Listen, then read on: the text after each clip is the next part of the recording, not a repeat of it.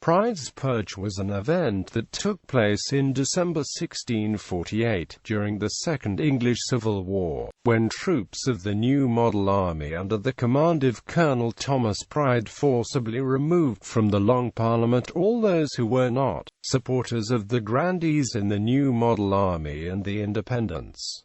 It is arguably the only military coup d'etat in English history. Background: in 1648, King Charles I was in captivity at Carisbrooke Castle and the first stage of the English Civil War was over. The Long Parliament issued a set of demands for the future government of the kingdom and sent commissioners to negotiate with the king over the terms of the putative Treaty of Newport. The leaders of the New Model Army had previously tried to negotiate with the king themselves in 1647, shortly after the end of the First Civil War in 1646.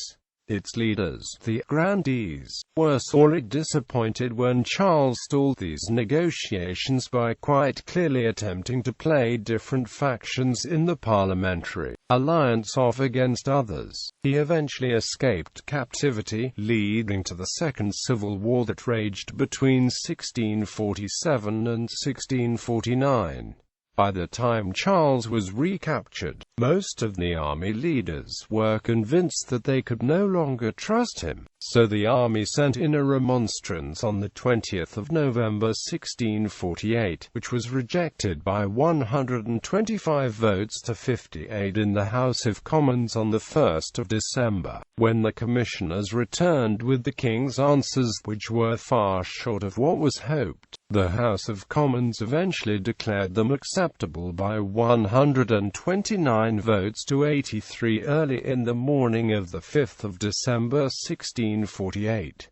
The Purge. On Wednesday, the 6th of December, Colonel Pride's regiment of foot took up position on the stairs leading to the house, while Nathaniel Rich's regiment of horse provided backup.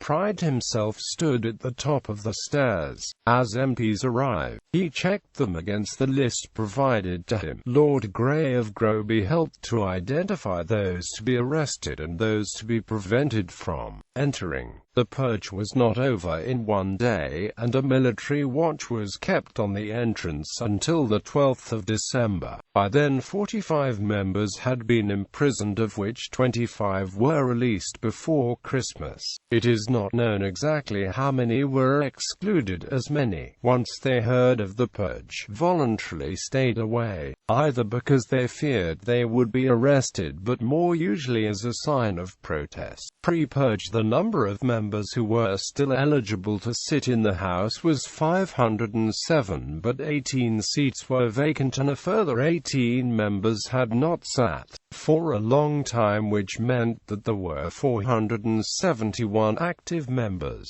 After the purge, just over 200 members sat in what would become known as the Rump Parliament. Of the 286 absented themselves voluntarily, 83 were allowed back in Parliament after formally dissenting from the decision to accept the King's proposals, and 71 were supporters of the army from the outset. The imprisoned members were taken first to the Queen's Court within the Palace of Westminster, and then to a nearby public house. There were 3 public houses next to the palace in 1648, called Heaven, Purgatory, and Hell. The imprisoned members were taken to Hell, where they spent the night.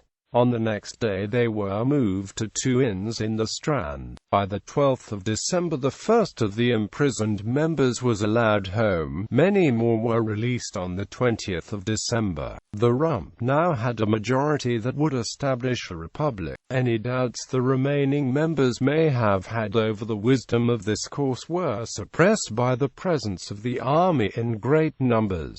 On the 4th of January 1649, an ordinance was passed to try the king for treason. The House of Lords rejected it. The House of Commons then passed an act by itself for the same purpose, and the king was beheaded on the 30th of January. On the 6th of February the House of Lords was abolished. The monarchy went the same way on the 7th of February, and a Council of State established on the 14th of February. Between the Purge and the King's trial and execution, only about 70 attended the Commons, and attendance in the Lords rarely reached a dozen. Aftermath. Pride's purge was reversed on the 21st of February 1660, when all the surviving barred members were restored to the Long Parliament, which, as law required, voted for its own dissolution.